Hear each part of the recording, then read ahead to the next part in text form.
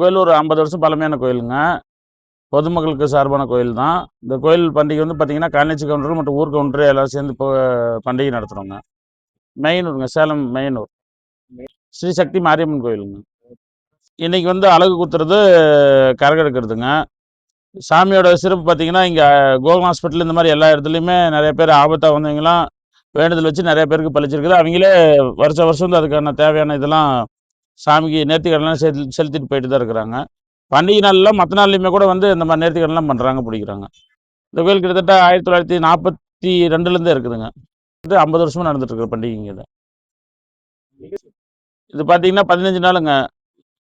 பொங்கல் முடிஞ்சு அடுத்த 1 வாரம் விட்டு செவ்வாய்க்கிழமையில பண்டிகை சாட்டுவாங்க.